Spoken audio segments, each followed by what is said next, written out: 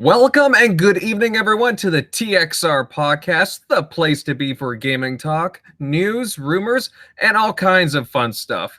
This is your favorite gaming host, Invader, and I'm really looking forward to tonight's show. Get ready to kick back, relax, and pop open a cold one with us. We definitely opened up a couple right before we started this show. For tonight's show, we've got a really awesome guest, a content creator from the land down under and member of the Down Under Gaming podcast. Please welcome Stickfiga. How are you doing, my friend? Very good. Thanks for having me on the show. Just use that word content creator loosely. But not really happy to be on the show. Thanks, guys. Oh, welcome. Of course. Well, yeah, I've been meaning to have you on for a while, my friend. You do some really good stuff. You're a very positive fella, one heck of a gaming fan, and we're just glad to have you on. Can't wait for your insights. Megatron, what have you been up to, my friend? How's things? Things are great, man. Ready to talk some games and hang out with the squad. Yeah, no, exactly. We took a week off for the Easter break, and I'm back. I'm energetic, ready to get into the thick of things. Southie, Mr. Southbound, what's new? How are you been? What it do, y'all? Yeah, you know me. I'm just chilling, relaxing, just getting ready to, talk some gamers with you guys, and just hopefully it's a good show. Well, one can hope, right? Yes, sir. Well, I never set ourselves up to be bad. That's for sure. Come on. Nope, never, ever. Tim Dog, how are you, bud? Good. How you doing? Sunday night, ready to talk some TXR. Happy to have Stickfinger here, a great community guy, great person. Did you say Stinkfinger? I wasn't going to say anything. Mr. Spotlight South over here. There's South. UK Daz is gonna love that. Oh, UK Daz is. You don't want that to stick either. Too late now. Wait, did you say Stinkfinger? Yeah, that's what it sound like. I thought it was Stickfiga. No, it's Stickfiga. Funny. But Goodness gracious. happy to have him. I've known him for years. And you've been on our show, on our podcast. Yes, been on your show. I remember getting up at 5 o'clock in the morning. That's awesome. It was 6 o'clock podcast. I remember hearing the birds chirping, and I'm like, oh, what did I get myself into? How well do you know him? Where was that finger at? That's what I want to know. A great guy in the community, and I'm very happy to have him here. Absolutely. Yep. All right, guys, moving on to our first topic, and obviously we missed a week because of Easter and whatnot. We took a week off, but there's all kinds of stuff to talk about, and moving on. Inside Xbox happened, and we had a few things unveiled by Microsoft. They finally announced the Xbox One S All Digital Edition. I know that's a mouthful. Obviously, going by that name, it's geared towards streaming and downloads.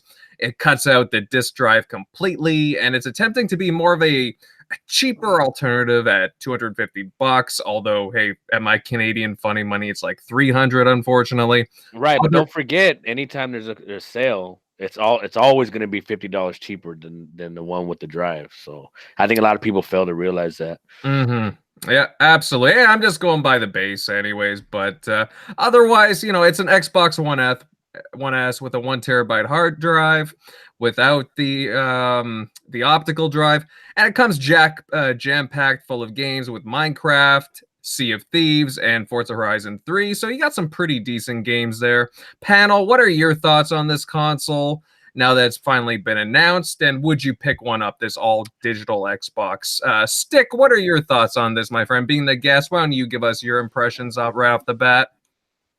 Yeah, no problem. So I like with the console, the S, me personally, I'm not going to buy the S. I always buy the X.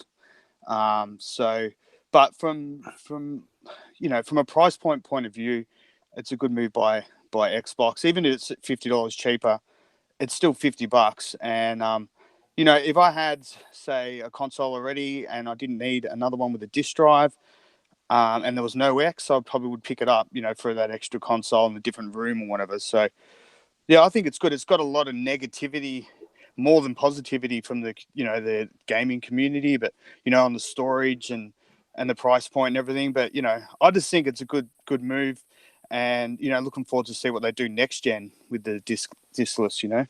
Really quick, what was the storage on that? What was the info on the storage? It's I just believe one it's 1 terabyte. 1 terabyte. terabyte. Yeah. Oh, okay, well, Like, and they give you the 3 games too: Minecraft, Forza Horizon 3, and Sea of Thieves. So that's already going to be eating up quite a bit. Maybe not Minecraft, but Sea of Thieves and Forza Horizon 3 will definitely eat up. So about like a quarter, if not more than that, of the hard drive is going to be taken up. But what There's probably a price point thing though with that. So like, if they did the whole point of the whole console to me is for a low end price point. So if they made it to 2 terabytes or whatever, it'd be too expensive, So I don't know. It just Well, I think there's a lot of people that do mostly streaming, and it's basically a Game Pass box. It's a Netflix / Game Pass box, and it's just more access, and it's just a diverse lineup of a console. I can understand where a lot of people are like, why would I buy that when I just pay $50 more for a drive and this and that. I get it completely. You want the option, but well, even more people, so, you can find the one with the disc for $250.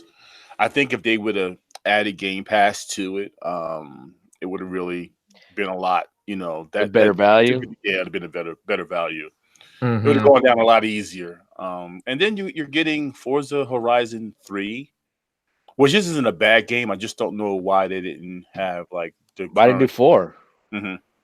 Yeah. And then also some people say that they like 3 a lot better than 4. So, well, it's a DLC reliable title that they can count on. Plus, it's a couple of years old now, so it's cheaper.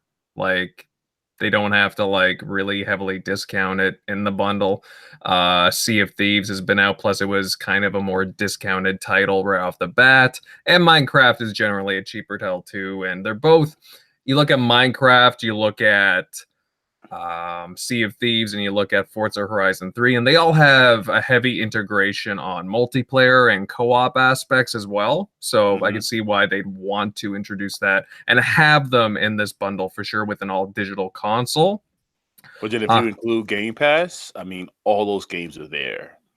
So I'm like, why not just... Yeah, I kind of agree with that, because they're right now.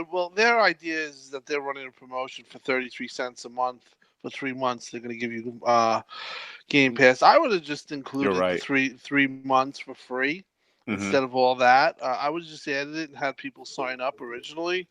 I think they miscommunicated this a little bit in the fact that they say it's MSRP, $50 cheaper.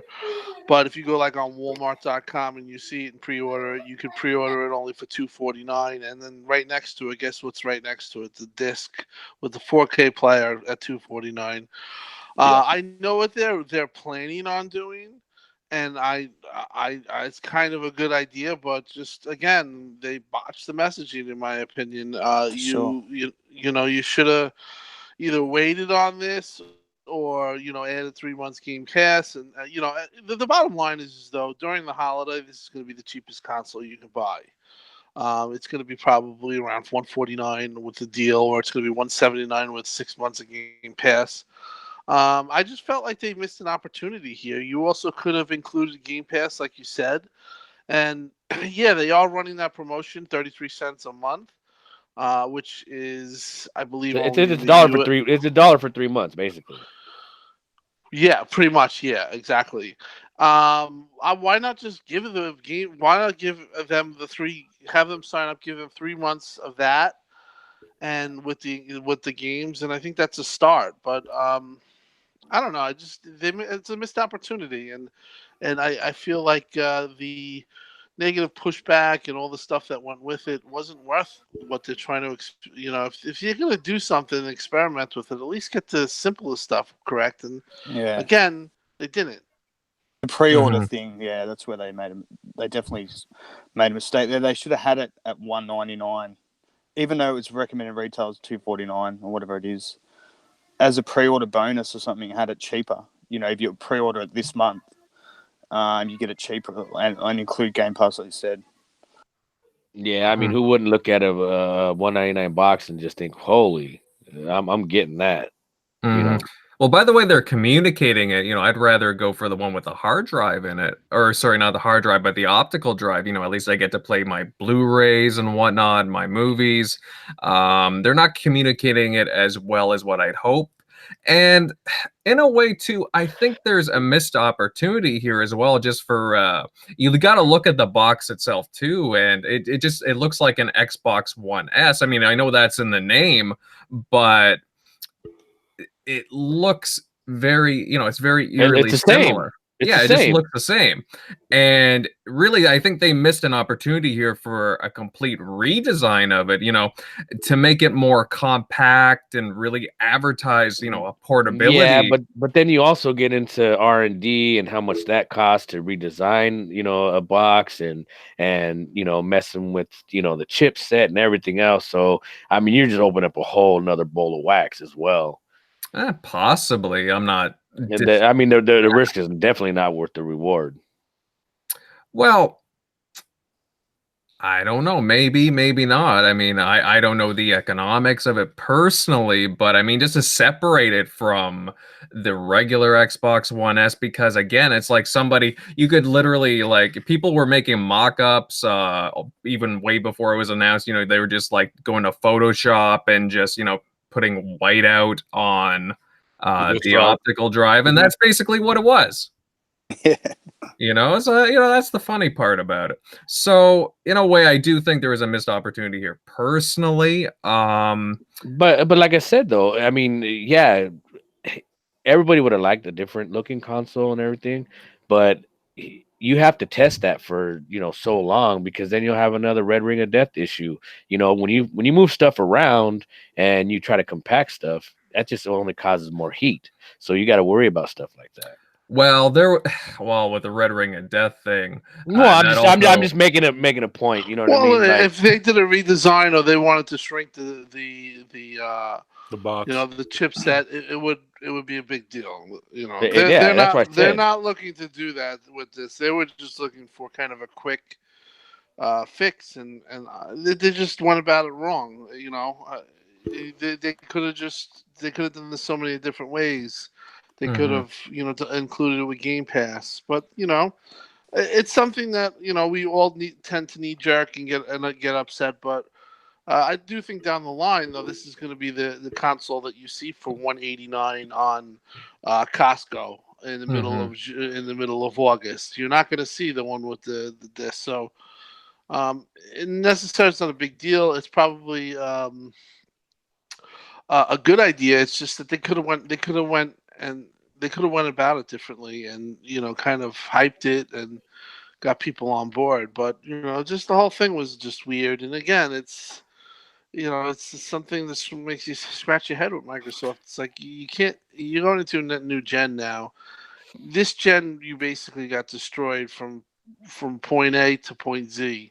You can't have these mistakes anymore, and if you do, then you're just going to become irrelevant. And who is accountable in the end, really? Is it the PR? Is it the people that make decisions? Well, I think it's the overall. That's a planned thing from the top end down.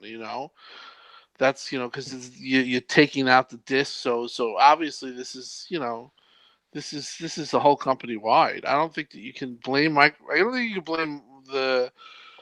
I mean, you can, but the marketing is not going to be able to say, "Hey, let's put Game Pass in it." If you had the plan was to add Game Pass, and I did hear through the grapevine that was the original plan.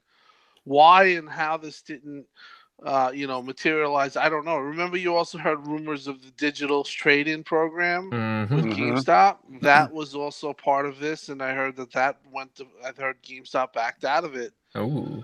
For whatever reasons, maybe because they're at the end of the airline. So yeah. Who knows? It's just another one of the things that you just say. It's another one of the head scratching moments this gen for Microsoft, unfortunately. Yeah, it's one of those things where it's been talked about for months now, and it's finally come to fruition. They could have definitely handled it a lot better, in my opinion. A lot of people seem to feel the same way. While the thing is, I do like the initiative and the idea behind it. It's a good concept. It definitely gets the ball rolling in the right directions for more variety and diversity in their lineup. It's just, yeah, their PR kind of went the wrong way, and it would have been nice to include Game Pass. That's a kind of a no-brainer for what they're pushing.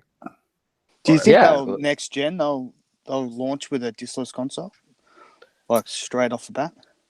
Good question.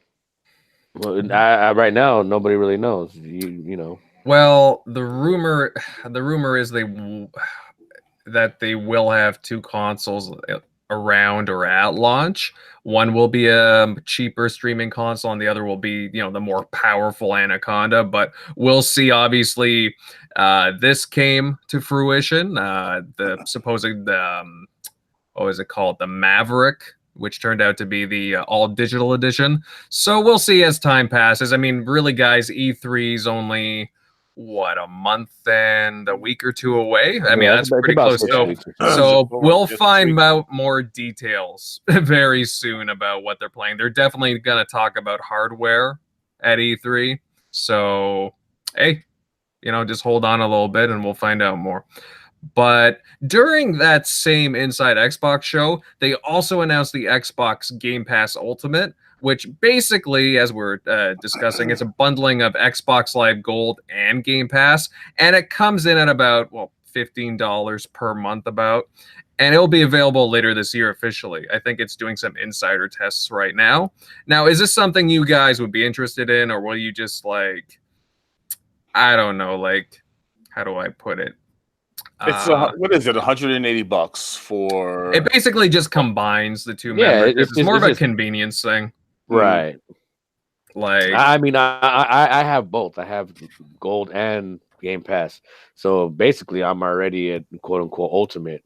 So I mean, yeah, I mean, I paid for my Live and I got a code for Game Pass. So I mean, even if I were to pay for it, I think it's still a great deal. I mean, because just buying 3 games would cover that price just by itself. No, absolutely. And they're really I don't know, as it stands right now, I'm not huge on it. There are other ways to get around this and save. How many $1 off Game Pass here for 3 months or 6 months or whatever do they advertise on the dashboard alone, right? Right. It'd be cool if you were a subscriber and you got discounts on the games per se. Or you do get that with Game Pass, though, right? Yep, that's correct. All right, well, maybe not. Well, I mean, it would be nice if there was other incentives besides it just being a more convenient bundle. Well, maybe right? include third party. I think. Well, go ahead.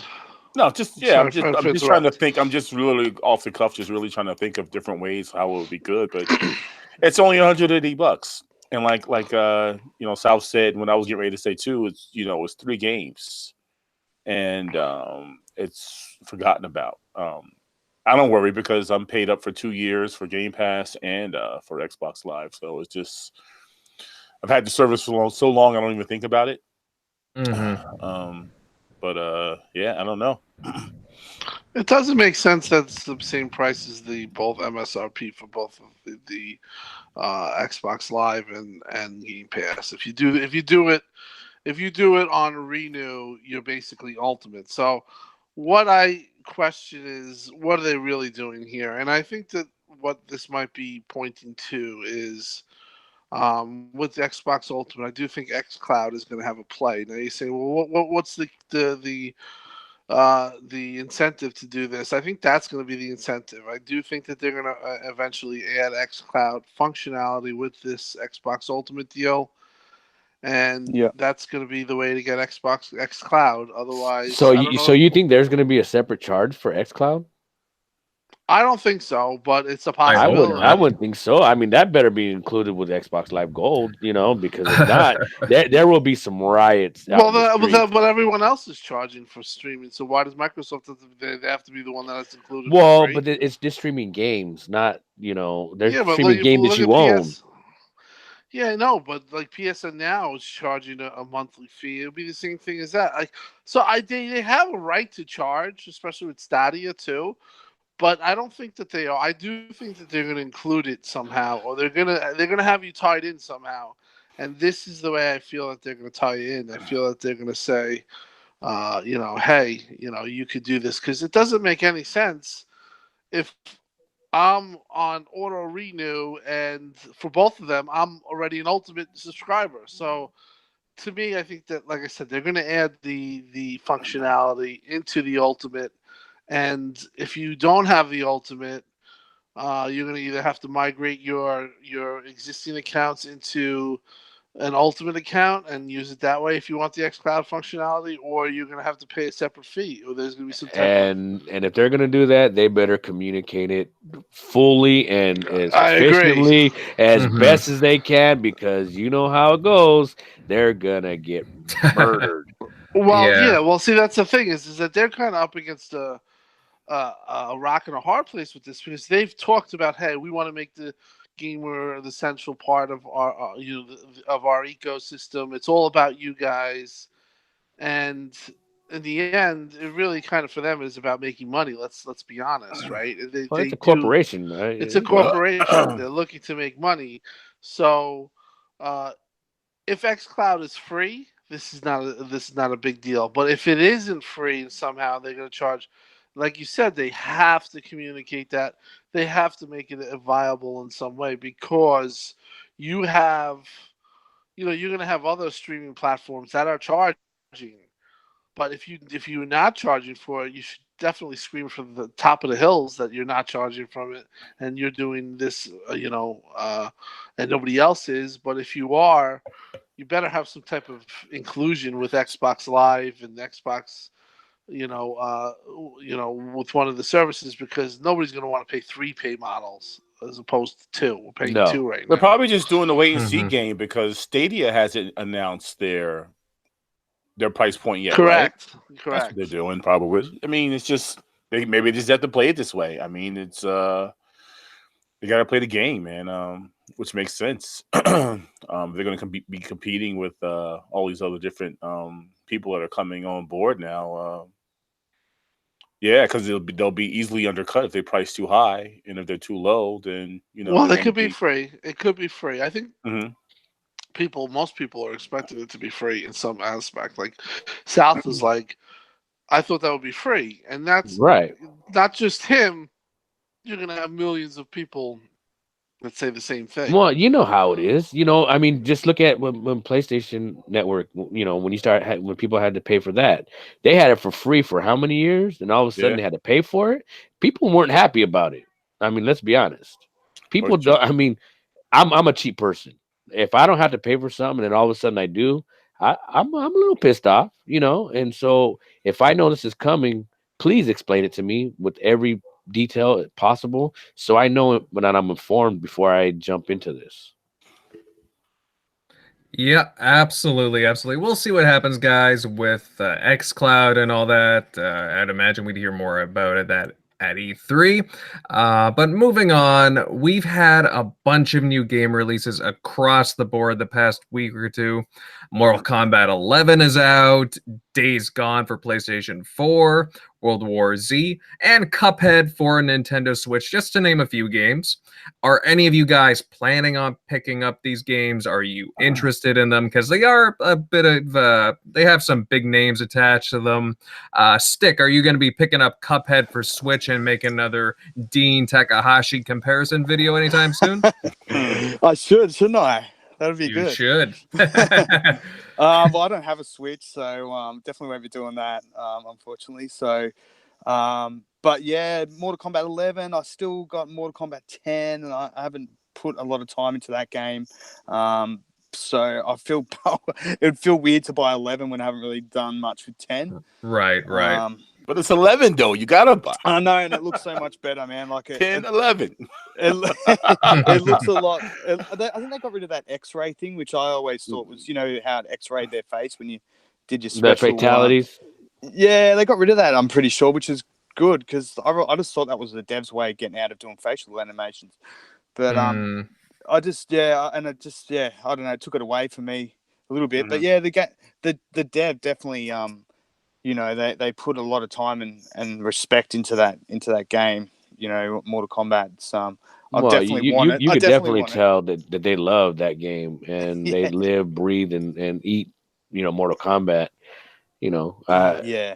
I mean, listen, I'm not a fighter game person because I'm always getting my ass kicked.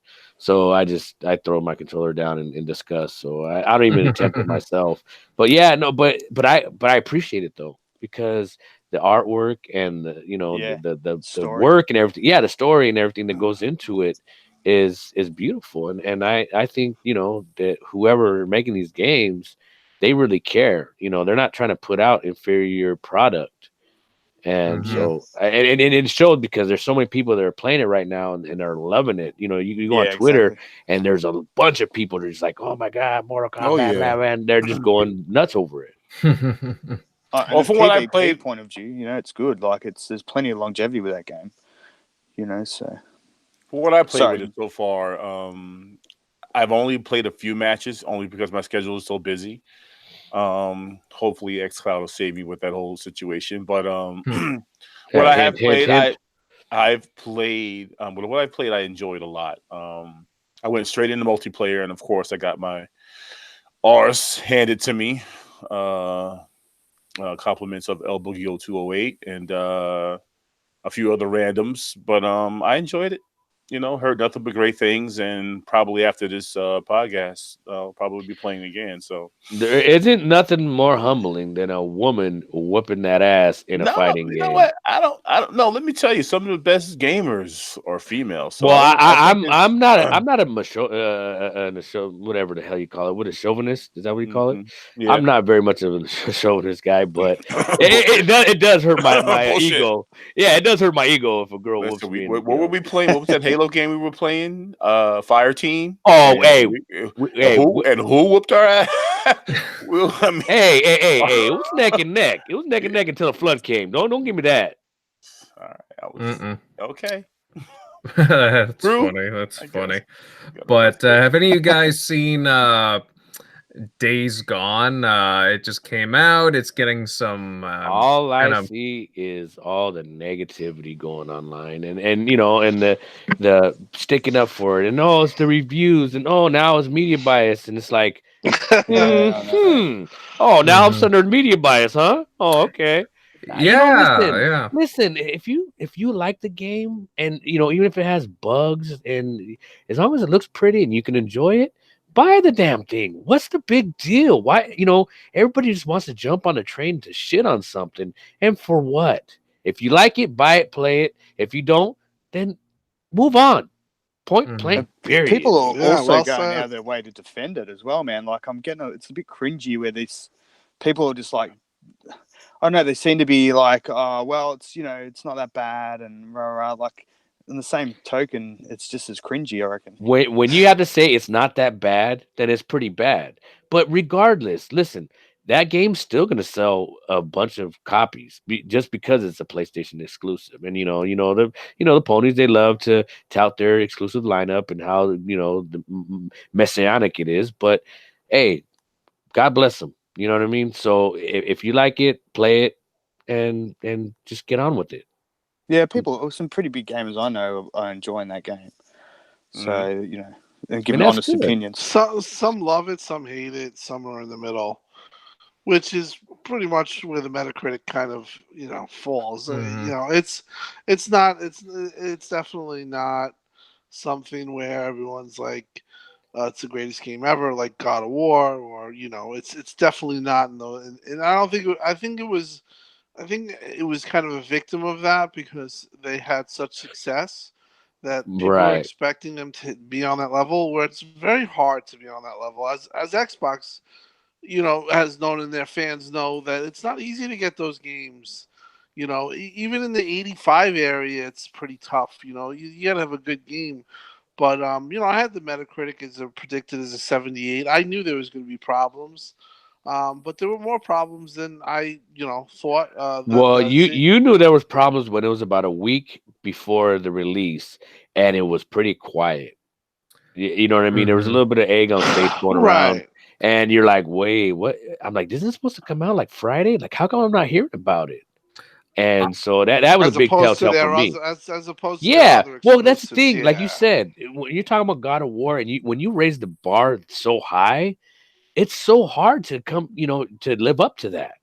Not Mhm. every game's going to be a 99 Metacritic, and not Right. Or every good. I think they were. I think people were hoping for an 85, but it kind of the reason why you're seeing this media bias, I mean, and this stuff was because you had even people that were that the YouTubers that were like, oh, this game is going to be awesome. It's they put all their eggs in the basket, and when it didn't come out that way, they were like, it came out like a lot of the Microsoft exclusives have come out this gen, Mhm. with the negativity and the jokes and this and that.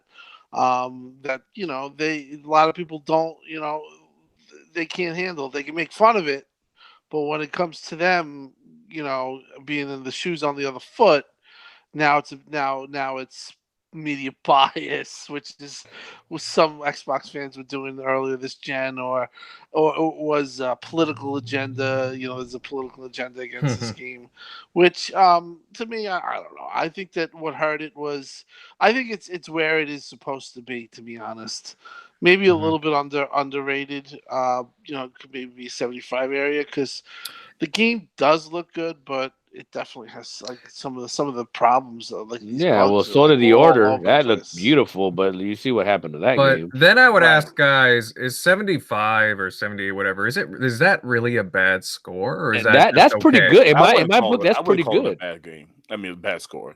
I mean, it just depends on Yeah, what it's you good. like, man. Well, they said Mhm. 77 for Quantum Break was a bad score, so Well, Yeah. I wouldn't, but I mean, obviously you got the hardcore guys who were kind of right. deluded. But look, I'll admit, I was even right off the bat when the game was first announced and it was taking its time. People were getting worried. I was like, guys, I mean, I was I wasn't defending the game, but at the same time, I was just trying to be more positive about it because I did like the look of it. I thought it was an interesting concept.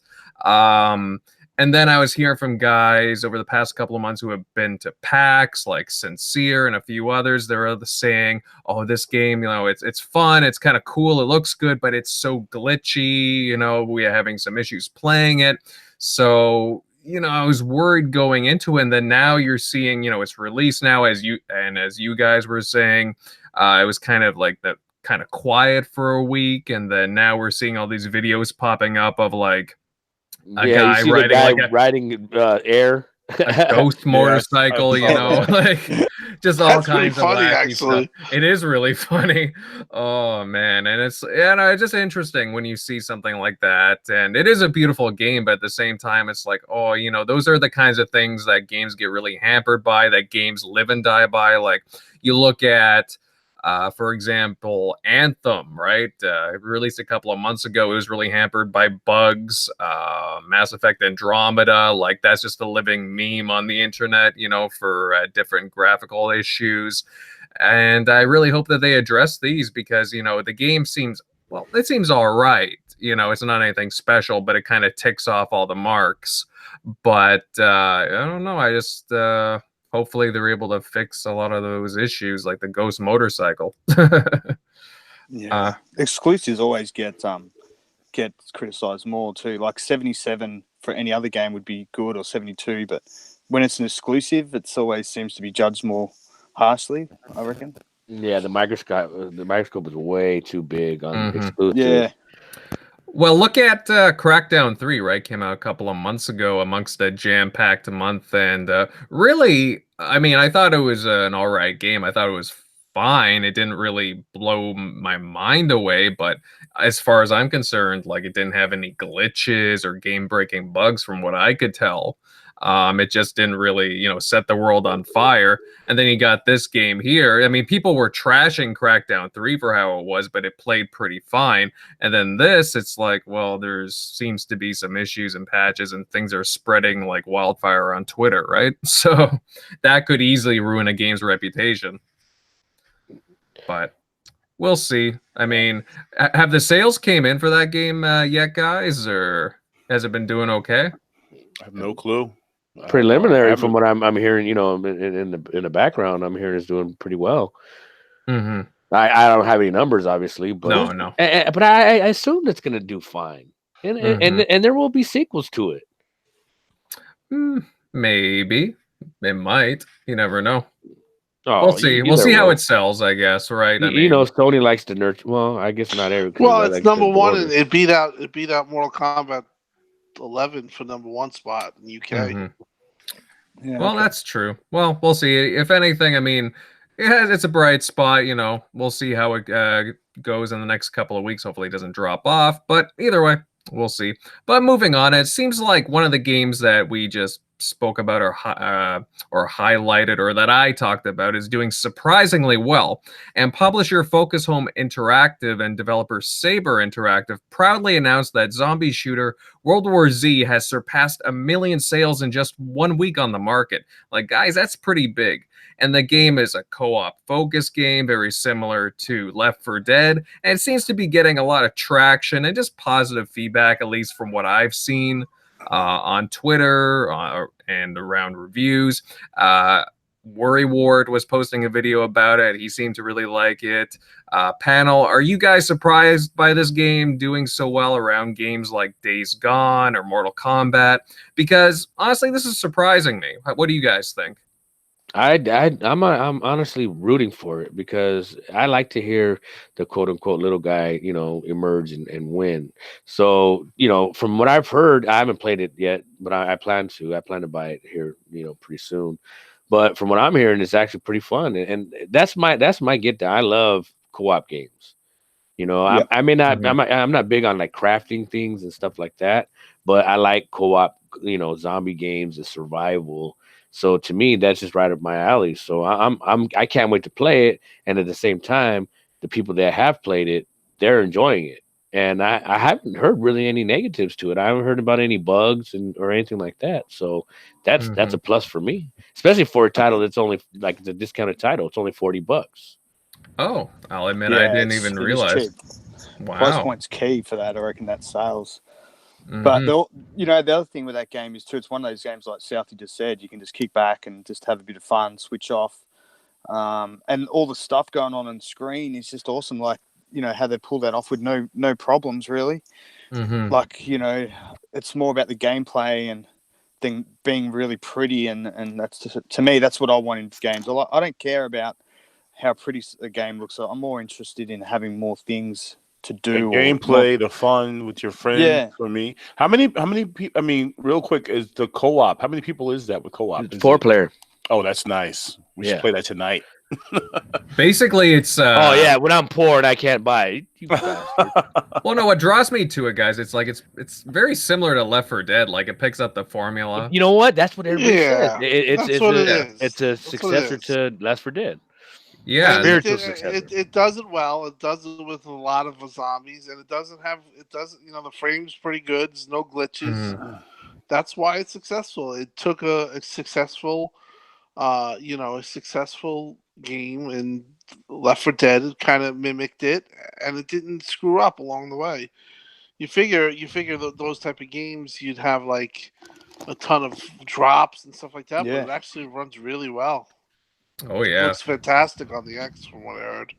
Yeah, like when I was looking at, I can't remember what system Worry was playing on, but when I was watching it, it's like, you know, it might not be the most graphically intensive game, but like the numbers of zombies popping out and just running and jumping like all running over at each other. You, right? It's like, that's the thing. That's the scary thing. When you got a zombie, usually you would be like a slow walking, you know, I'm gonna bite you. But they're like clambering all over each other. Like it looks pretty cool. Like again, it's that whole Left 4 Dead effect. Like, you're not going in for like a super engrossing story. You know, the meat and potatoes is the co-op and, you know, just some quick action, and it seems to do it well. And it doesn't look half bad either, honestly. Like, it might not be The Witcher in terms of appearance, but it still looks pretty decent. And the price point too. You know, that's probably the big deal as to why people are picking up. The price point is not half bad too.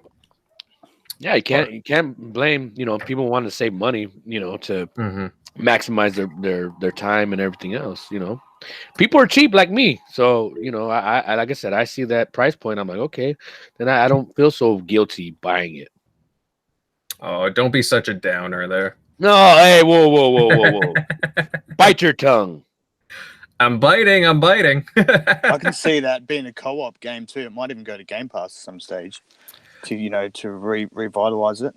Well, that's what I was kind of going to allude to next, because co-op games seem to be doing pretty well in Xbox Game Pass. For example, Warhammer Vermintide 2. That's a pretty popular co-op game. It gets plenty of updates and definitely a lot of talk around like social media. Very positive. I own it. The game is very pretty and it does the co-op really well. And that's how I imagine too. I could definitely see World War Z coming to Game Pass because it would definitely seem like a fit for it. You know what I mean? Yeah. Oh yeah. I hope so. Well, we'll see. Fingers crossed. I definitely wouldn't mind playing it. It would definitely be a TXR kind of a game night game for sure.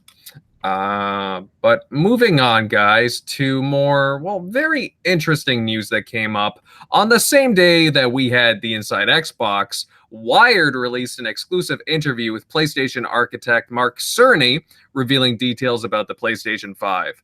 And he name-dropped some very specific specs and features, such as Navi GPU that supports ray tracing, so basically beautiful lighting and whatnot throughout a game. And it'll have 3D audio that'll be basically night and day difference between the PS4 and the PS5 and as far as audio goes.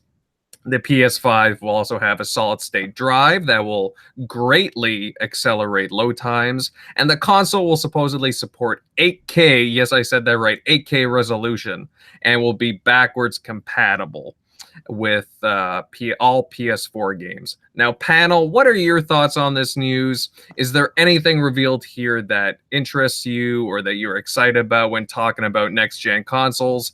And some actual, like, real specs about the PlayStation 5. I'm just gonna say, I mean, what does it matter? 8K. Who has an 8K TV? I think that was stupid of them to say. Mhm. Who has an not gonna 8K be- TV? Really? There's Be none 8K of these text. games. None of these games are going to be playing 8K. Maybe upscaled. None of them are going to be playing native. And if it's native, it's going to be a game like Towerfall or something. Where Yeah, 8K to me is so like 10 years The down the loading road. screen. that was just a Mhm. PR thing. Of course. That was a PR talk. I think that was stupid because now you have people expecting 8K where it's way off. Mm-hmm. But for me, my take on the whole situation was I thought it was very good that we got some of the specs, but we were all expecting the solid state drive, which is what Xbox is going to have, the same type of, Mhm.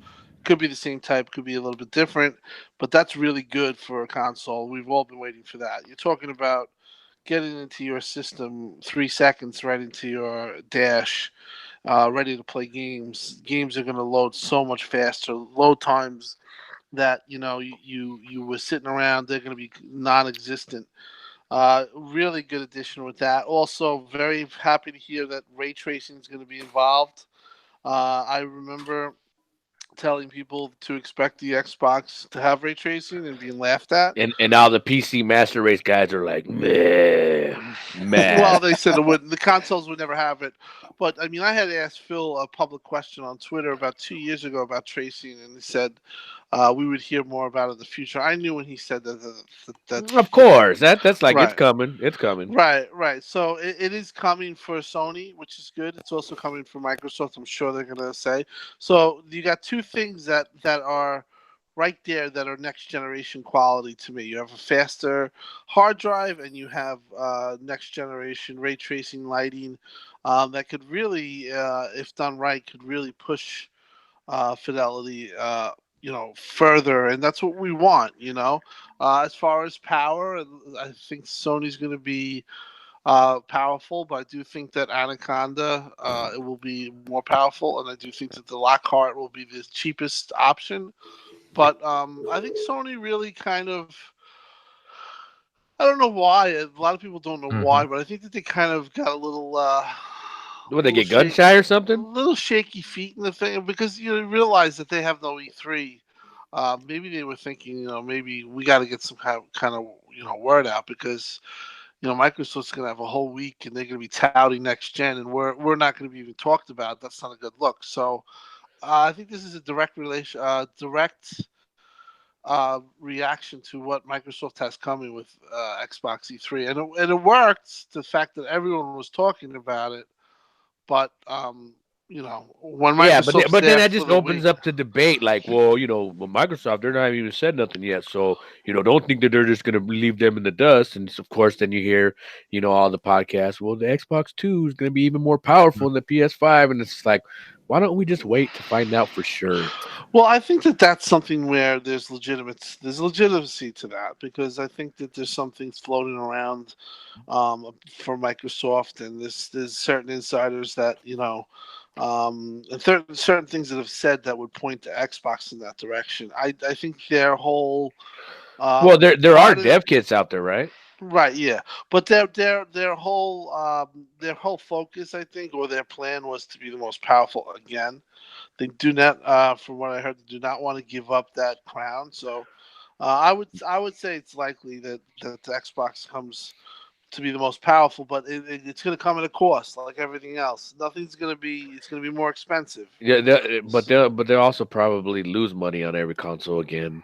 For the first they'll year or probably whatever it break is. even, I'll take a little bit of a hit for sure. Like, people are saying $100, like Sony's going to take $100 console loss. Like, that's stupid. No, they're not doing that. They're not going to do they're going to break even with the console, and then they're going to look to subsidize it with the software. But I felt the reveal was a very good thing for gamers in general, because they're going in the right direction with this gen. They're not. They're not, the hard drive and the ray tracing means that they're going all out. So I think the next generation consoles for 4K TV, not an 8K TV, is going to be a really amazing. The 8K TV is going to be okay, but you're most likely getting. Like I said, the 8K, people just barely bought a 4K within the last year and a half. Yeah, that's people just aren't PR ready. talk. People aren't ready to go. And what are there any 8K TVs? Yeah, it's like $80,000. Yeah. Oh yeah. Crazy, ridiculous. ridiculous. I mean, really. If they're talking 8K, man, this console's not going to come out to 2025. Yeah, no, you're right. I mean, the way that they're talking, it's almost like they're trying to future-proof it already. When it's not even, just trying to draw the, the hype and buzzwords, really, because they haven't even mastered 4K, let alone 8K. So it's very interesting. Let me get a 1080p 60, standard, and then we'll start talking about 8K. Absolutely. I do like that they talk about backwards compatibility and that the PS4 library is going to be migrating on pretty easily there. That's good. I like that. It's very pro-consumer. Before Sony was kind of poo-pooing the idea of backwards compatibility, and now that obviously it's taken off with Xbox and all the favorability amongst consumers, they're kind of backtracking on that. So that's remember all the people that talked about it? Oh, people don't play backwards compatible games. Yeah, nobody cares. But when Sony does, yeah, well, that's what I'm saying. Well, now that Sony's talking about it, then it's the next greatest thing since sliced bread. And it's like, wait a minute, like you said, you were just shitting on it, a couple years ago. Now all of a sudden it's changing the game. Like, come on, give credit where credit is due. That's all I say.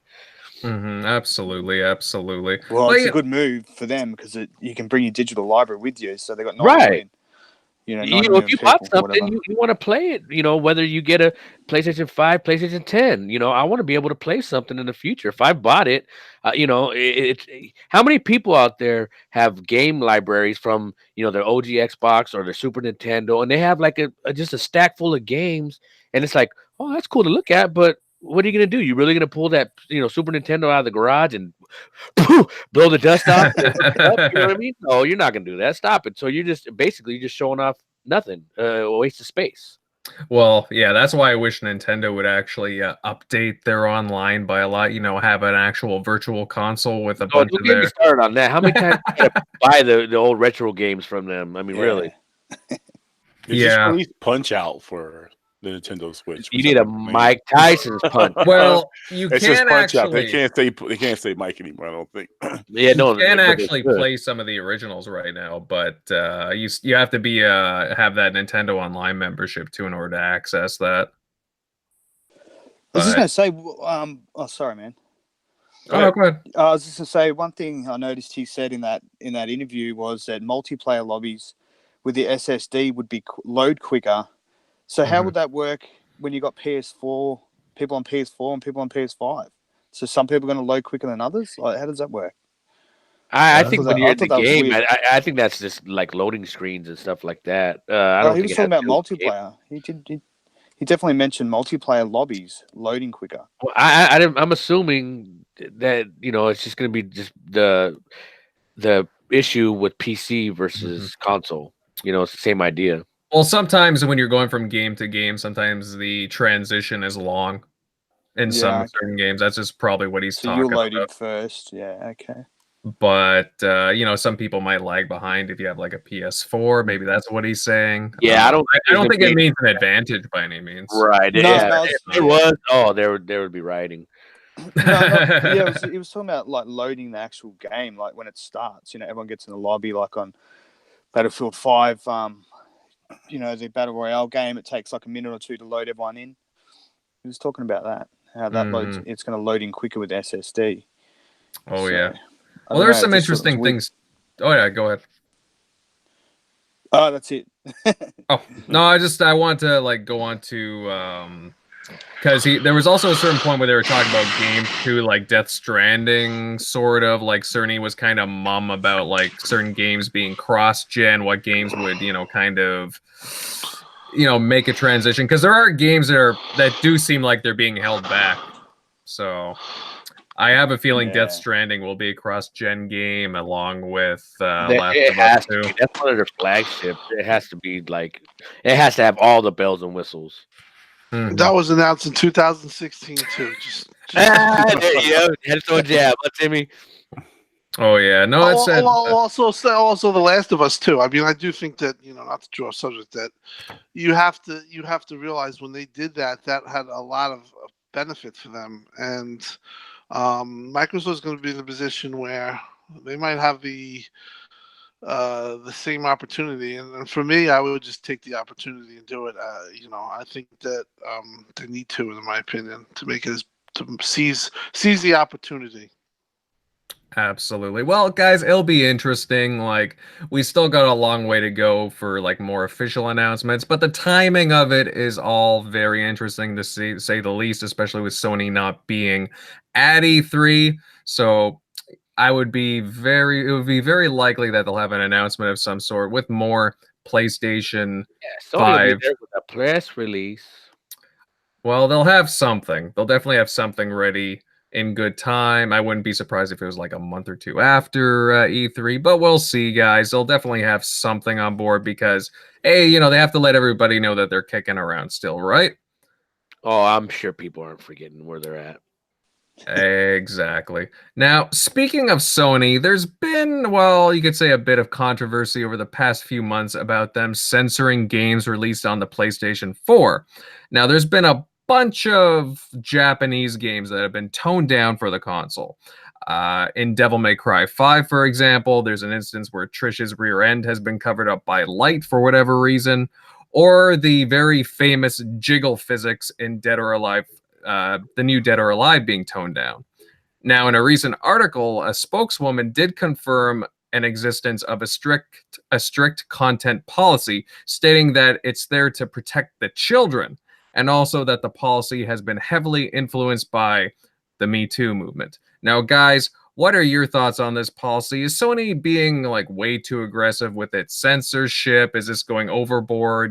This is kind of our time to get away from real life. It's gaming, right? How do you feel about this? Well, I think anytime you bring up censorship, you're going to have 15,000 people screaming against it and saying, hey, I should be able to choose and pick out what I want. And then it's a never ending tug of war when it comes to, taboo situations like that. And me personally, I can see both sides of it.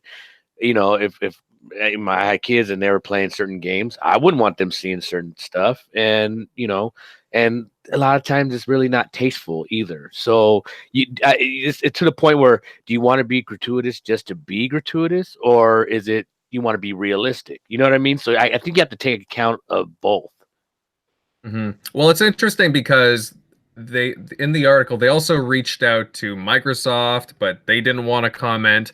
Nintendo did comment, but they confirmed that they would not censor. They really don't believe in the censorship, and that it's really up to players and the parents to choose for themselves, which I found was very interesting coming from Nintendo, because they're generally the more family the more family oriented content maker, but yet they still have games like Bayonetta on there, for example, which is super hyper I think it's kind of silly. All the games, they have ratings on them, and parents should know, if you're being a parent, like, look, this is not for your child.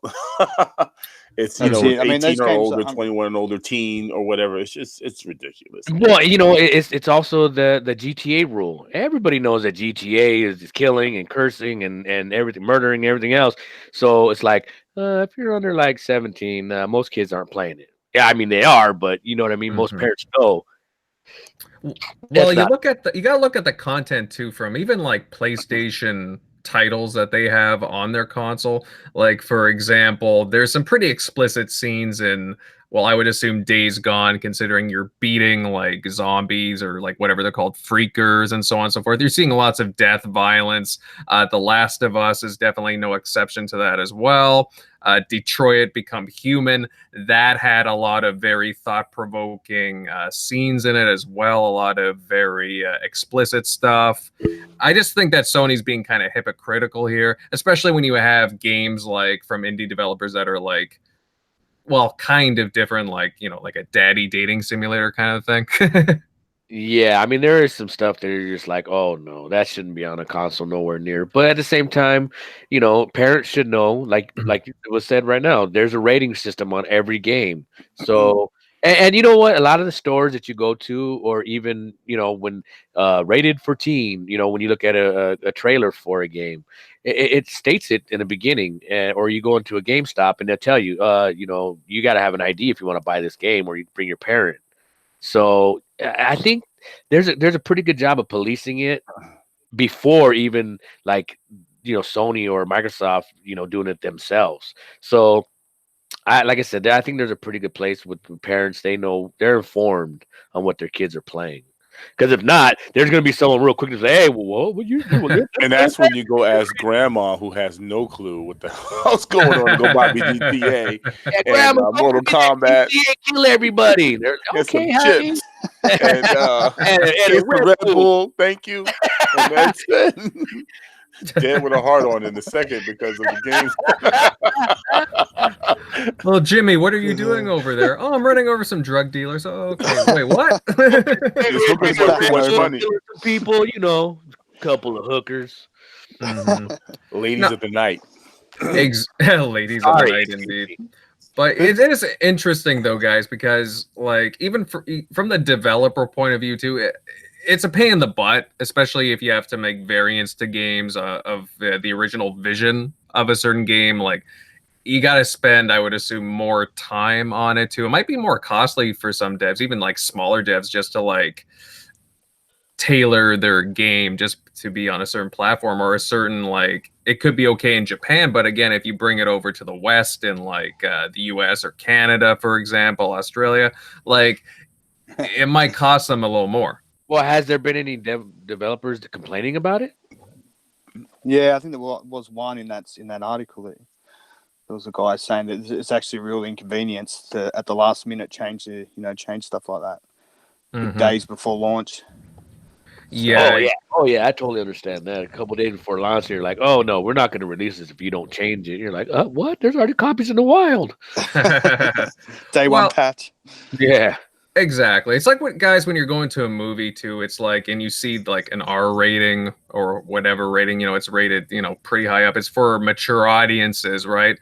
But you know what you're getting into when you're seeing like a horror movie or something. Come on, I was a kid. I knew what was R rated, and I knew what I had to sneak into, and what I, you know, had to get, you know, someone's older brother or sister to buy the tickets for us. Come on.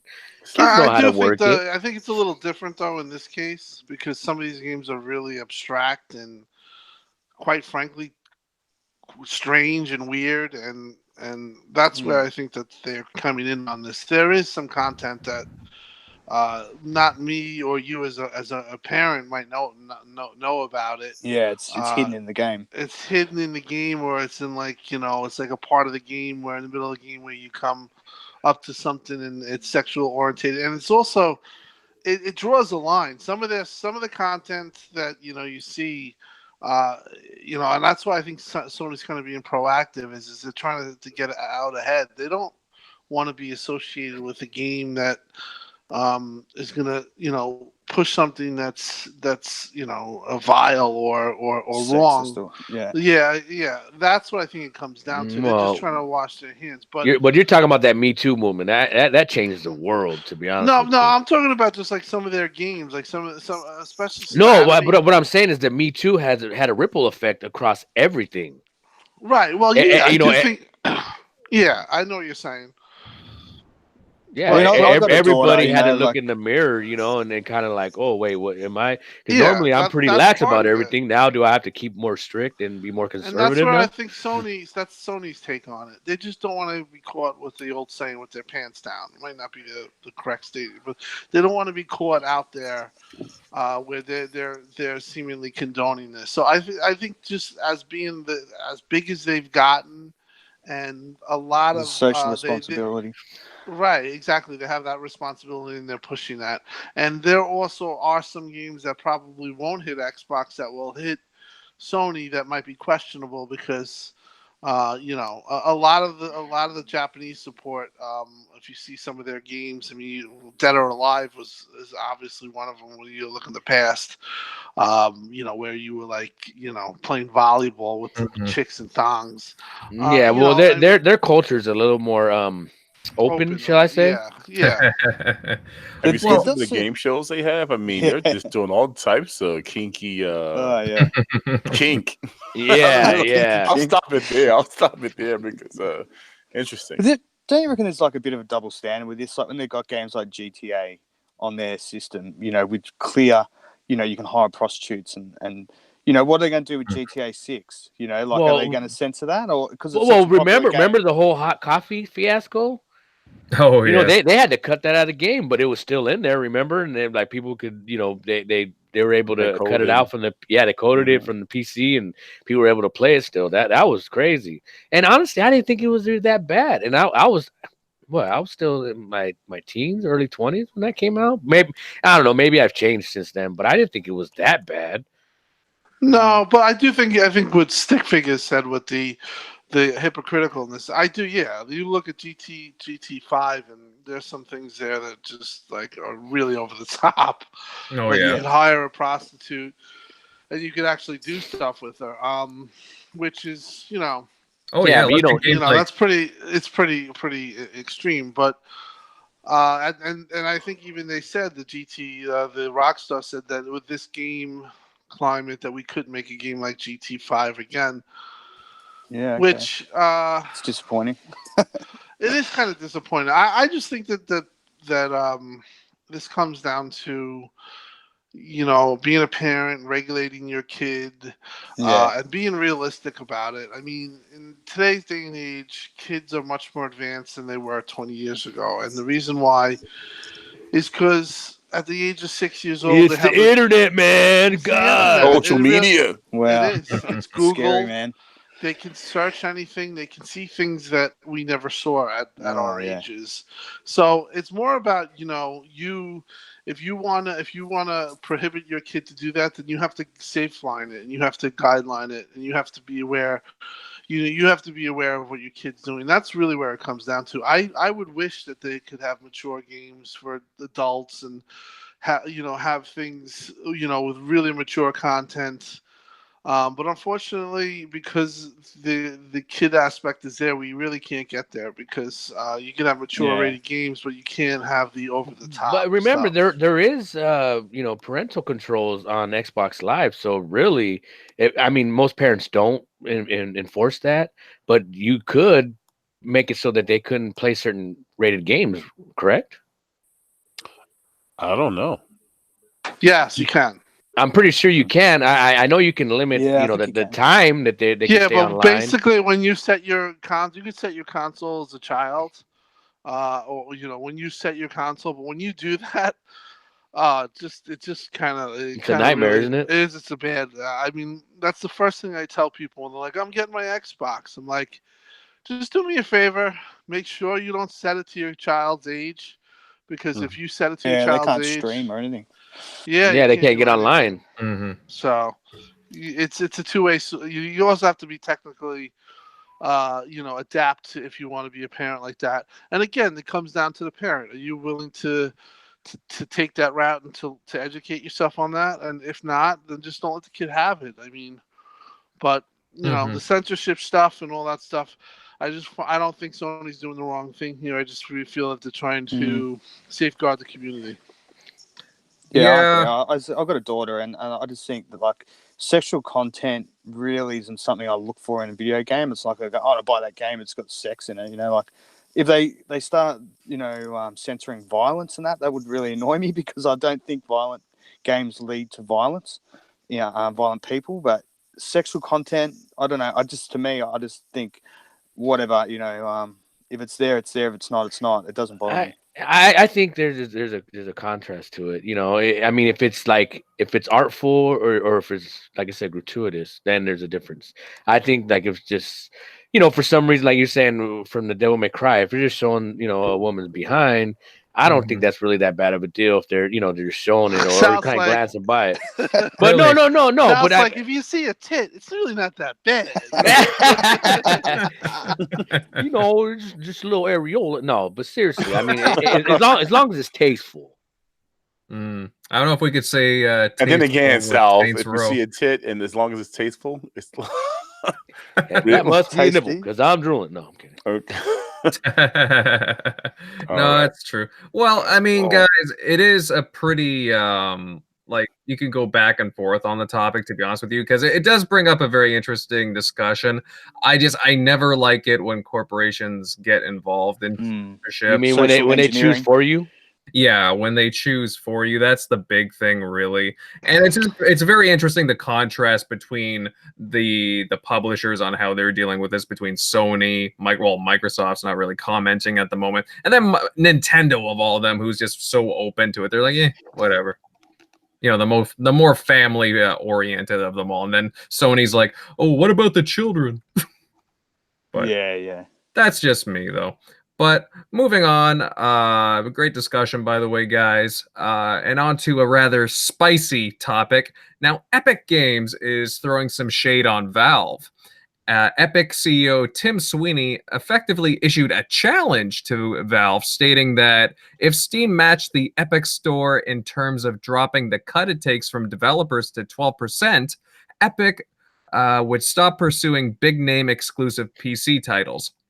Now, Valve currently takes a larger 30% cut, which is a pretty big chunk, big difference in comparison. That's a pretty much standard, right, in the industry. I'll be honest, I don't know if it's standard, but it seems to me Xbox and PlayStation both take about 30% as well.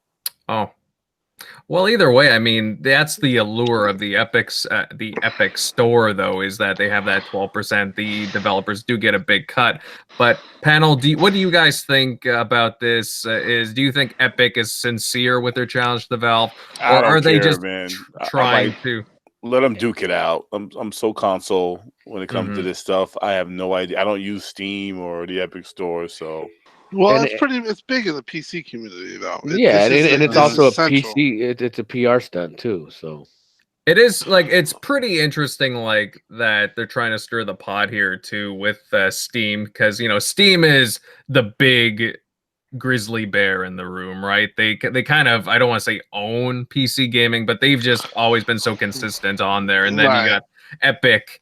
You got Epic kind of prodding them. It's like, do you really want to take them on? And Epic, they've secured some pretty big games like Borderlands 3, Control, The Outer Worlds, Metro Exodus. It's going to continue, too, in my opinion. And they're selling well as well. They are selling well. That's the thing. This is, listen, the thing that I've gotten from the whole thing is PC they always say, well, we're the land of no fanboys. And I think that that has not that was never true. I think you're learning that a lot of PC guys are Steam fanboys, and that's why this is such a central point within their community of, what's going on. Like this is pretty central to them, because if games are scattered all around storefronts, that's really not great experience for a PC user. You kind of want that one place of marketplace and everything there, and that was Steam. So it was a perfect world before Epic came in, and I'll tell you, Epic they're going for it. And I don't know if they're going to be stopped. I mean, Tim, and I've talked to him on Twitter. He's very open to open dialogue, and he's very outspoken. Even with the situation where I was tweeting to him, he was, he made some good points, and I do think he's taking it to them. I do think with this thing where he's saying this is a ploy to get some people behind him, or people to support him, because Steam does take a hefty chunk. And I'll tell you though, Epic is really putting the pressure on Steam, and I don't really see Steam combating it well. I feel like it's this slow drip type thing where it's going to keep, hitting them, and it's going to get to a point where it might be too late where they can react. So I do think they have to react and they have to do something. But this is very trying times within the PC community, and with Epic and Steam, it's really a battle of the behemoths. Yeah, when in the end, the consumers are going to win. Anytime like you said, two behemoths duke it out, people that are actually paying wins. Mm-hmm. Yeah, it's just interesting. Like, devs are obviously being lured because there seems to be more profits in doing this, and like it's not just 18% more of financial. It's a lot. Yeah. And they're selling. It would be one thing if they went to the platform and it was like Windows 10 with freaking their games they just go to die. These games are selling, so they've people are buying there for sure. Yeah, and that now you have a dev say, just put yourself in the dev's shoe. I could go to Steam and I could sell the same amount of games on Epic, but I can get 20% more. Where are you going to go? Mm-hmm. Absolutely. And you know what? I like competition. Competition makes things interesting. It definitely drives more creativity. It drives like better things for consumers in the long run, in my opinion, in most cases. So I'm really interested to see what happens here, because again, nobody's really taken Steam very seriously because they've kind of, owned the market for who knows how long now. So, hey, I'm keeping my eye on it. It's interesting that they get, like, for example, Metro Exodus a couple of months back, it made big news because originally they were supposed to be on Steam, and then the publisher signed with Epic, and there's a whole spiel about that, and everybody was upset. And it's getting a lot of PC guys going, and it'll just be interesting to see how this unfolds as the months go on. But moving on, guys, and speaking of Epic Games, a report was recently published that detailed developers that, they're suffering from extensive crunch time. And for those of you that aren't aware, crunch time happens when game devs, they work for, extended periods of time in order to complete work schedules. And according to sources over time, according to certain sources, the overtime isn't mandatory, but it's basically expected that you do it. And you look at the amount of updates that Fortnite, for example, with Epic Games, they put out to keep up the phenomenon relevant with its consumers, like they're working extended hours, and this leads to stressful situations and decisions between like healthcare and career. Like, there's been a lot of different developers going through stuff right now. Epic Games is just one of many other studios.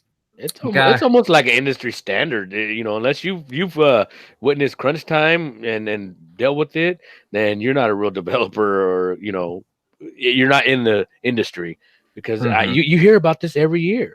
oh, this studio, they're in crunch time. Oh, this studio, they had crunch time and they had to take off for stress leave. And this, I mean, you heard about it from Rockstar, from how many different studios at Rockstar, San Diego, New York, all of them.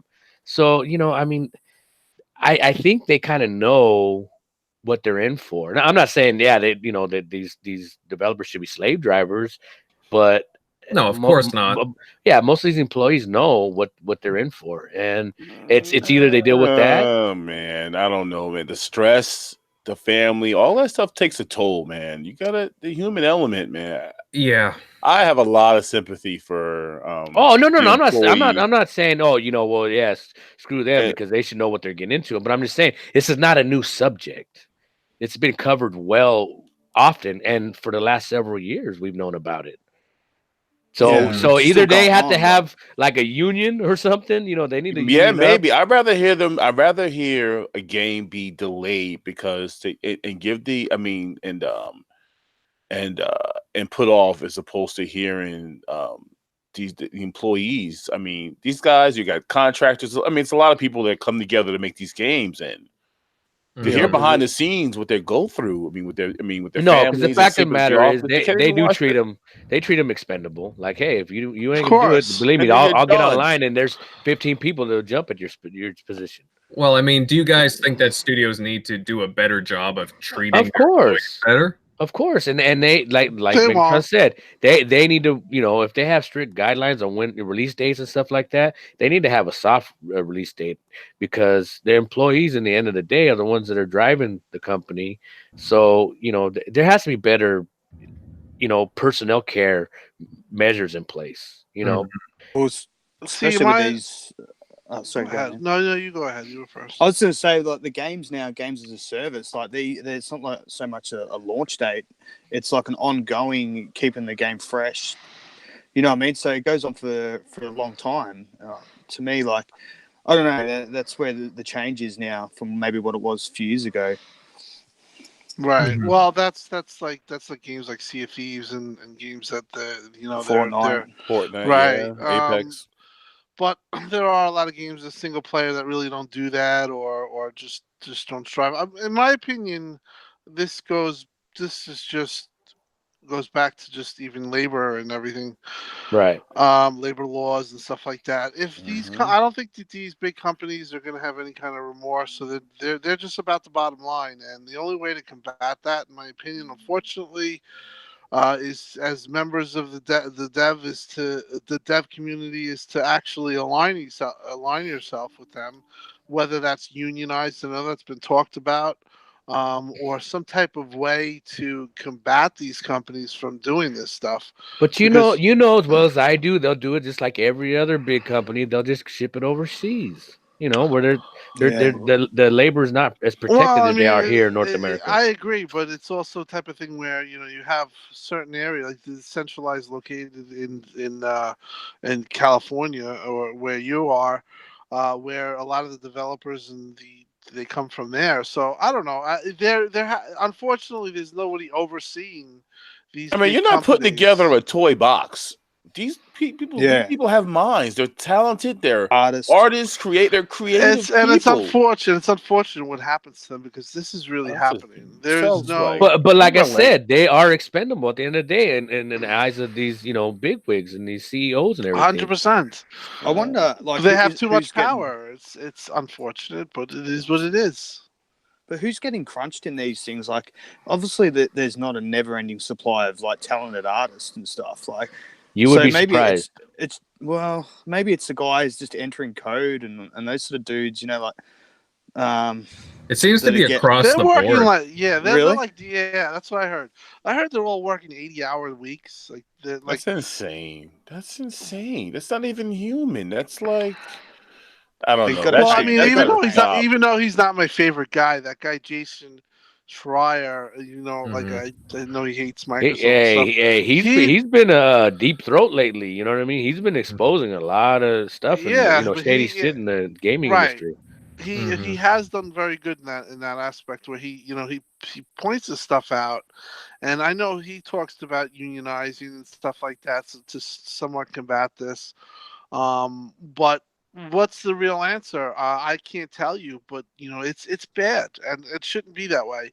And we say, well, it shouldn't be that way, but at the end of the day, we want our games in the holidays, and we go crazy when games are delayed too. So I hate to say it, we're kind of part of it too, because when these games when they get delayed and they're Well, offering, change the game and don't we announce it. Change the game, don't announce it. These people have something Or has or to don't or happen. don't announce the release date until you're sure that your employees are well rested and everybody's feeling good about it, and then you say, okay, all right, now we can hit this target. And one thing I Because have to say, humans matter more than a stupid project. I'm sorry, and right, yeah, I know but we're real particular. And we want our stuff now on demand, but at the same time, people mean more They at could the end of of the hire day. people. course. But I've heard though through Microsoft with some of their things is that they're safeguarding against some of this stuff, so that's good. A big company like Microsoft doesn't want to be involved with that stuff, I'm sure. But you look at Anthem and they were a part of it, and that's a big company too. So, Well, like I said, it comes down to the company, and it comes down to treating your employees with respect. And unfortunately, like I said, when it comes down to these deadlines and these money and there's so much pressure put on some of these deals like Destiny and Destiny 2 per se, that they have to hit all these stupid milestones or whatever, and they're unrealistic. At the end of the day, you have people getting fired because they can't put up with 80 hours a week, or you're making zombies and taking lives off the end of they're taking years off the end of their life, and that's not fair. And like I said, it really, like I said, it might not be my favorite, but guys like Jason and people who want to expose this stuff, expose it, because I, for one, know that these companies don't give a shit about their employees. Like I don't see them giving a shit. They give a shit about shareholders. That's just the way big corporations are. I'm sorry to say. Well, yeah, Maybe you've I'm. seen all the hell that the Activision has gotten lately, over all the stuff that they're going through. So, like you said, they just don't care about the little guys. And if it wasn't for the little guys, the big projects wouldn't get done. They only care when it affects their bottom line. And sometimes the way to do that is Well, you to know stop what a you're work saying, stoppage or whatever. or you're saying it's part of the fans. Maybe we should speak out on the damn shit. Even as fans, if you're, I mean, we have Well, families too. I just think that as fans, we've become Well, our appetite's insatiable. I mean, let's be honest. exactly our appetite's insatiable, and we're not helpful with this. We're the type of fans, and not you or me on this concept. Mhm. Just saying, fans in general. If there's news of a delay or something bad, we go crazy and we press it even harder, and that even accentuates the problem, is what I'm saying. So it's just a problem all around, in my opinion, and it's unfortunate. well, the movie industry Absolutely. does it, man. Like when they're making a movie, they got a deadline that they all crunch at the end, but you don't hear about Yeah, it as much. And I think yeah, because but they They're actually getting they their pay them. union and they're but getting they're paid. union and they have The rules. camera They guy, the have rules. makeup guy, Yes. the people doing the hair, Yeah. they're all union. So Yeah, They they're all get paid. union. That's They the thing. have You got to pay these people. You can't not pay them for overtime, and just because someone else could take their spot. That's like third world country shit right there, man. Like that wouldn't fly here in Australia at all. well, That sort of how I attitude. mean, put yourself in their position. How would you feel when you're under a crunch and then you always constantly have to look behind you in fear like you're gonna get fired and someone else is gonna replace you? That would stress me the hell out. I'm sorry. Yeah, but you that's know what legal. you know what I want That's to legal. do this E3 if I'm lucky to go. I want to just go up to a dev one day, maybe somebody from EA, and just ask them about their game and what it took to get into it. What all it took to to create this game, and then ask them right off the bat. After that, just like how you treat your employees, like what happens after this game is done. And maybe by that, I'm letting them know that I'm aware of everything that's going on, because I don't know. I just kind of want to put it out there just to see, like, I'll tell them, just it's disgusting. Yeah, I think it if you needs got to to be work 80-hour get work brought up. weeks for month after month after month, and you know, not you getting lose your paid. Like they're talking about not getting paid overtime and stuff. You it's know, like disgusting, man. It's just like, Well, when you hear about stories like, again, we had talked about BioWare, and of course, everybody knows about the reveal, as Yeah. Tim was saying, with Jason Schreier revealing that in his article, and devs crying in closets and just taking long extended leaves. Like, it was pretty bad. And even recently, it was reported at NetherRealm Studio that it was under scrutiny for like a severe crunch as well. Very stressful, small workstations, and low pay as well. Like sometimes you wonder, is it even worth it for them to even do it? Like it just seems like they're And then let's not forget Platinum Games for what they had going on a couple years ago. yeah. I know it's a sore spot, Oh, but no. seriously, Well, that's what they said. They said there were Yeah, people who had they mental were taking health off. problems. Yeah, How they were many games taking they were working on? months Like off of work. 6. Yeah, They were working on like 6 different game projects. So yeah. Well, there was a lot wrong there from what we were hearing, but but that's just because what I was saying. This isn't not front page news. We've known about this. Why isn't there something in place to like restrict this from happening? Some kind of compensation or something. Well, it's up to the workers themselves. This is you work for a union. Some people don't agree with the concept of a union, but yeah. The bottom line is that is one way to combat this. Other than that, maybe these devs have to talk to people like Jason and put a spotlight on it because it's happening, and it's unfortunate. It's not right. Absolutely, because it seems like more devs are, they're fed up and they're talking to journalists and big YouTubers to get their stories out there because obviously it doesn't seem like the companies or the studios are listening to them. Yeah, because you imagine you're sitting there and you're working 80-hour weeks and the people around you are doing the same. You get a kinship going. And then you see somebody like, man, they go out on stress leave and you're like, man, poor Joe. He's been out for 6 weeks, man. I don't know if he's coming back. And that has to bother you, and then that affects your work ethic and your progress, and it's a domino effect. Well, money certainly helps. If you're getting looked after, getting paid well, and you'll do those 80-hour weeks for 3 months or whatever it is, and get that cash. That's I don't know. Easier said It's true. Right, but no. Easier said than done, man. You don't know what that work environment is like. That mental stress. I mean, I do a lot of physical work at my job. I do construction, but that mental stress, like, oh my gosh, it's just when you're expected to do it, yeah. But and then at the same time, that's what they remember said. After the game's done, paid, though. After the game's done, right. they don't have anything. So you would think they'd be like, okay, let me just rack up this overtime as much as possible because for the next 6 months, I may not be having a job at all. So let me do what I can. I mean, hell, even you have. Wait, hold on a second. You have games that these guys have worked on that don't even come out. What about those games? You busted your tail. You created this whole world, and guess what? You know what? We decided not to release the game, and you're done.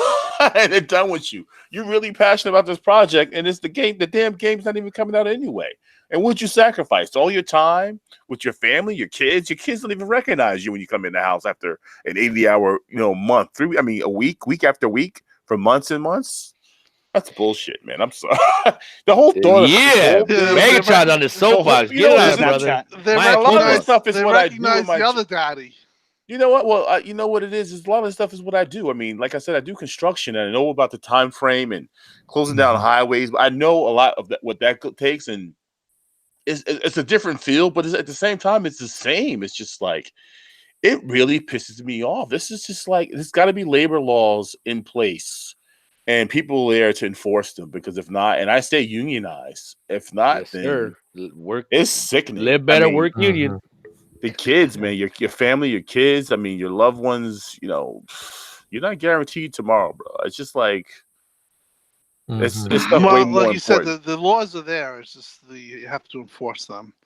Absolutely. Or have a way to threaten them. Well, it's a very passionate topic too, and it's good that more devs are coming out about this in different ways. Overtime can be a good thing if the dev wants to do it, if the incentives are there, if the pay is there. But if it's really grueling, backbreaking, and the work environments aren't there, and the culture isn't positive, then yeah, there's lots of side effects, and you're seeing a lot of it starting to take its toll on some large studios, which is unfortunately very sad. Well, But because people aren't keeping it a hush hush anymore. They're getting fed up, and some Mhm. has to give way soon. Mhm. Yeah, exactly. And I hope that they do get paid for their work. It's just some of these stories, like some of them are not very good. When you hear people like just talking about breakdowns, I know a lot of us in our work, I know for me myself, like there are times where I'm just like, oh, I just want to get out of here and whatnot. But we all get stressed, we all feel it. But I don't know, some of these crunch times, it's developer crunch isn't a good thing too. When I heard about the supposed BioWare magic, which is pretty much just like getting things done in crunch time, that's not like an opportune way to run a business or a studio. Management needs to do more efficient ways of getting things done and organizing. There should be no such thing as magic, as what Yeah, you're saying. which is basically close your eyes and cross your fingers and just hope Which is it basically comes 100-hour together. weeks, 100-hour weeks. Put your life on the line for your company and screw your family, which is not right. Absolutely. Hey, unfortunately, it's the person that's willing to work the 100-hour weeks, and it's a But person that's that what I'm must have a life. saying. And but what I'm saying That's is, easier said than done, though. No, Like, but hold if you're on. But you got people that are saying, "Well, look, it's nothing wrong with me working a 50-hour week and be just as passionate. And I shouldn't be looked down upon because this guy Yeah, had because no I've got a kids, family. no Yeah. family. Was just was 19 years old, 18 years old, is willing to do it. Okay, well." Thank you, but don't throw stones at the other guy that's got shit to do. And let's not think about the moms that are. We're women and men and women that are doing this, and they're sacrificing a lot. There should be some limits. 50 hours a week at the most. Maybe some crunch time here or there. Maybe some weekends, but like to spread it out. But that's nonsense, man. I mean, I had soccer today, and I'm all over the damn place up here in this state, and then running back and grabbing food. It's just like. And because I have time off, none of that's happening. You're not raising a family doing this. Yeah. And you can't have both. It's very good points that everyone makes, but you either make a union. If you don't want a union, they have to have some type of oversight committee that can evaluate. There are whistleblower laws as well, so people are protected if they tell somebody that can make a change. Right, the devs, if they really, if it's this bad, and any dev that's listening to this show, maybe talk to your coworkers and talk to people in the industry at this E3 and really try to tackle this problem, because HR should be able. It's only getting worse. Yeah, it's only getting worse. But the bottom line is, just like, are we gonna expect EA or Activision or these big corporations to care about the little guy and what they do? The answer is they don't care. Well, they don't care because in the end, what they're gonna say? Okay, well now games are gonna be $80 flat. You guys want to, make your I already stand. pay that anyways. So Thank God. Game Pass. There you go. Thank you, Microsoft, for including a Game Pass, because then we won't have that. All their first party games day and date are coming definitely in. Definitely dev friendly Game Pass. Oh yeah. Well, with that being said, that was very passionate, very heated, good stuff, guys. Lots of good ideas. We're gonna move on towards the end of the show with what we've been playing, what games we've been playing. I don't know about games, but Game of Thrones. All right, go ahead, Stick. My bad, brother. My bad. Game of Thrones. Yes. Go ahead, Stick. Yeah, I actually haven't been playing a lot of multiplayer games. I normally play multiplayer. The last few weeks I've just been appearing offline and just playing some Metro and Ace Combat 7. Mm-hmm. I checked out the Splinter Cell backwards compatible games, a bit of that. So nice. But yeah, like I said, I just I've been trying to get my gamer score up. My gamer score's so low because I predominantly play multiplayer. That doesn't make you a gamer. Gamer score does not make you gamer, right? My middle finger to that.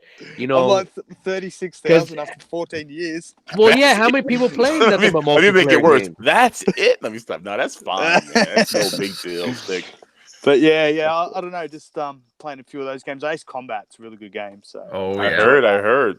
Yeah. So and I was pretty impressed by Splinter Cell as well.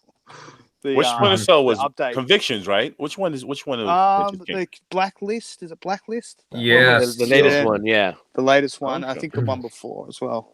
But I've only been playing Blacklist. Nice. But yeah, good game. I'm looking forward to a sequel or an updated Splinter Cell down the track, hopefully. Fingers crossed. I mean, there's been rumors for Sam years. Fisher, baby, bring him back. Hey, I'd welcome that. Let me some Splinter Cell.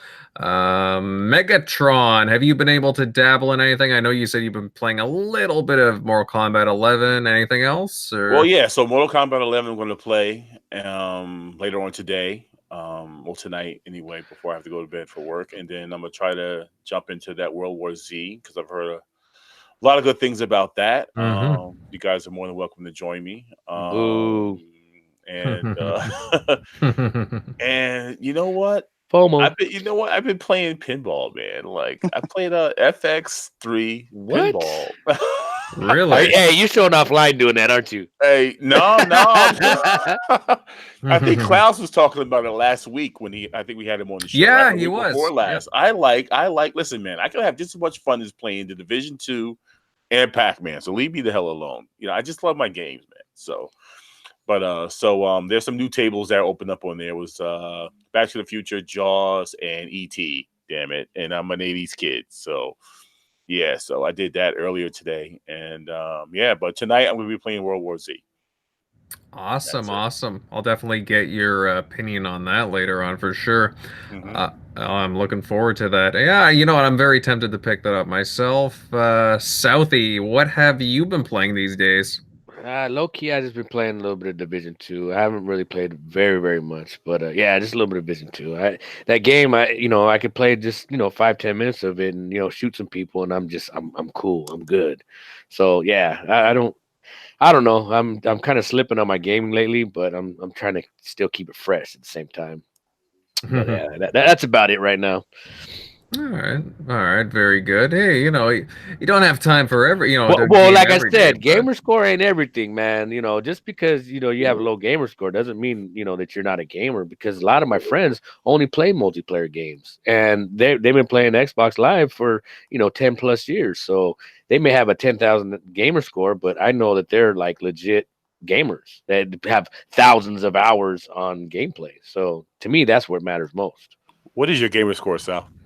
It's 170. 170,000. That's a big score. I've exposed myself. I do agree with you. It's not that. It's not indicative of your type of game. Hey, I wasn't saying that to cover my own tracks, bro. Come on. I know. I'm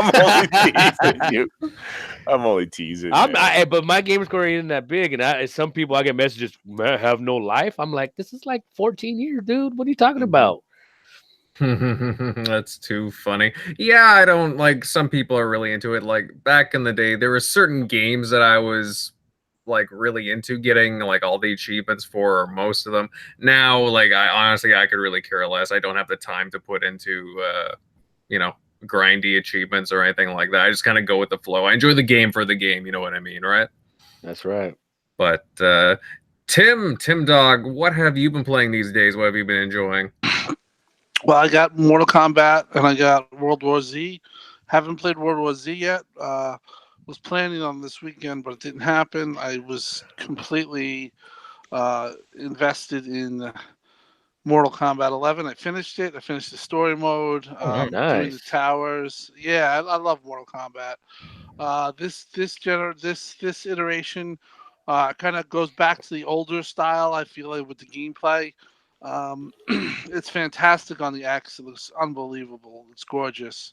Even Zaire's playing it on the Xbox, so I'm like, pony. It really looks good on the X. It's definitely for console. It's the best place to play. Digital Foundry had a video on it. It just has higher resolution. It's more closer to 4K. But even so, aside from that. The game is just totally fun.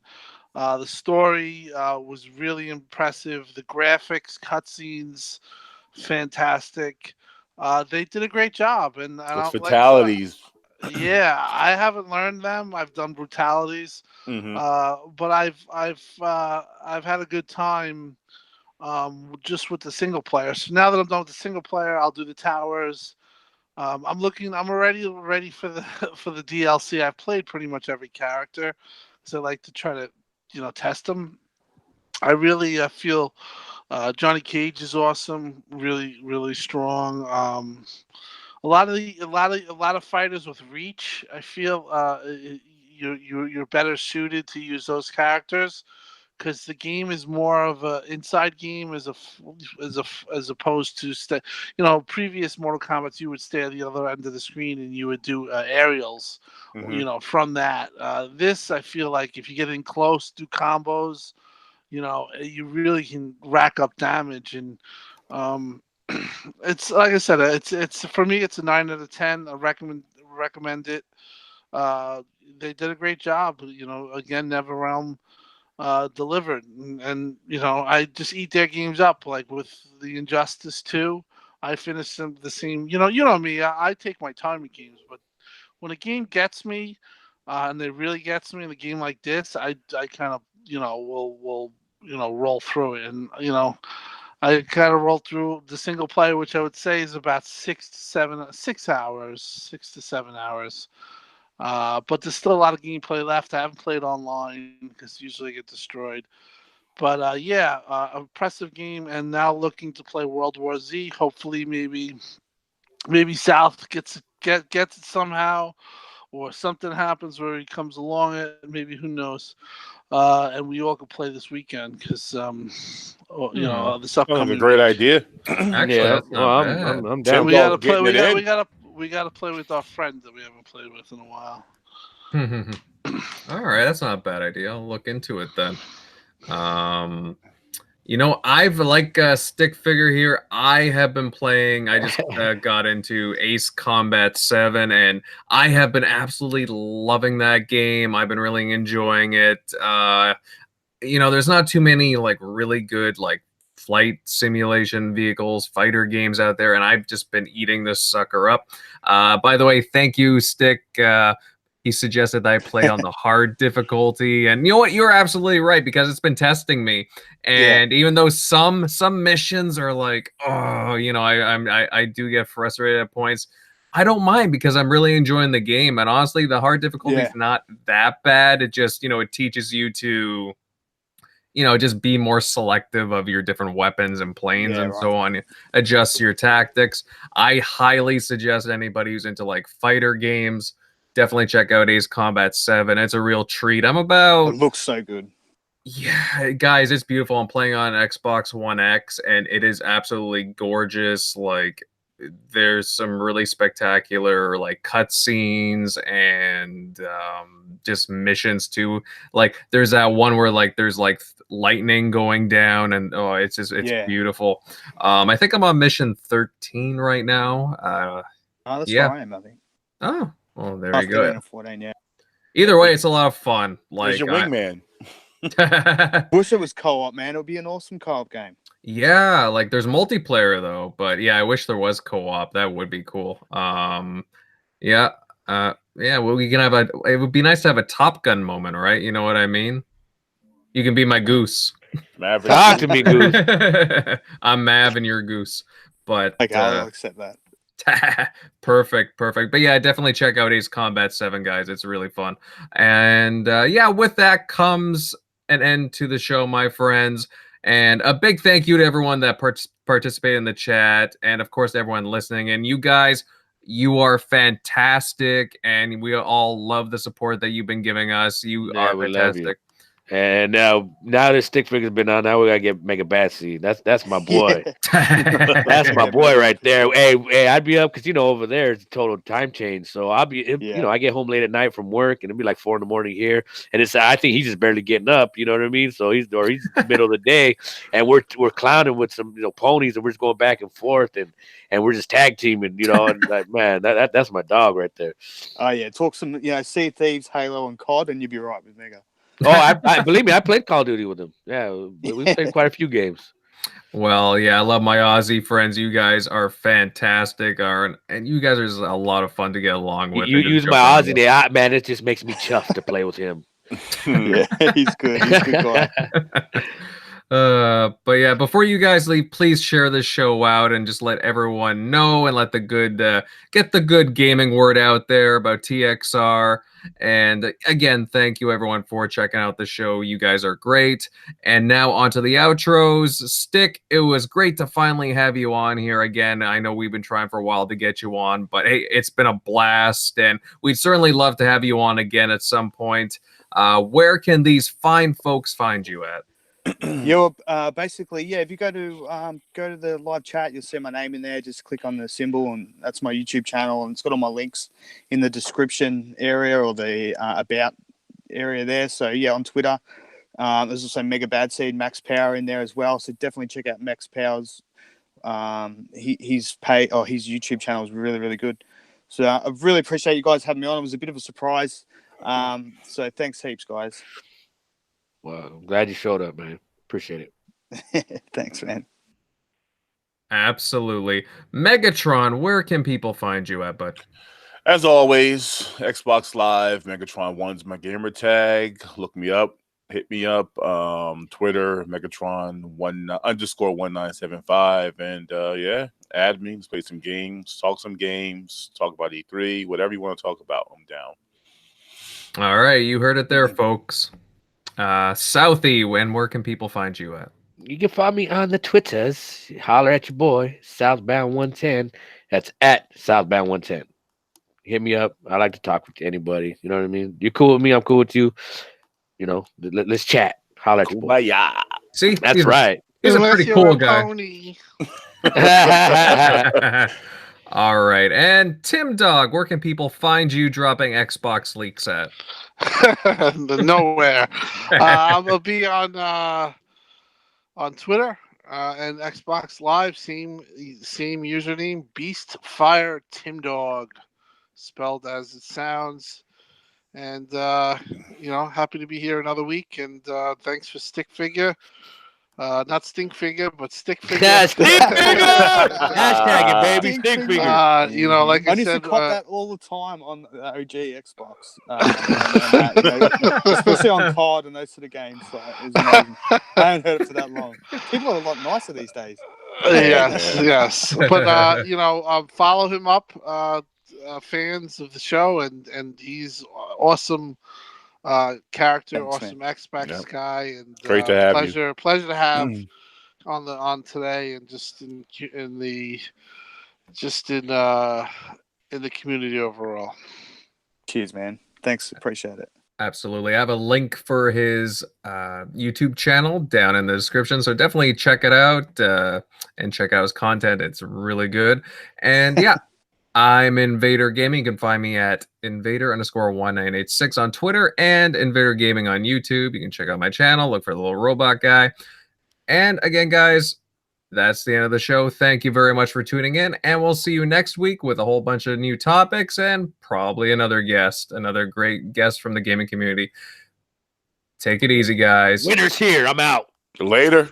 Peace. Peace, guys.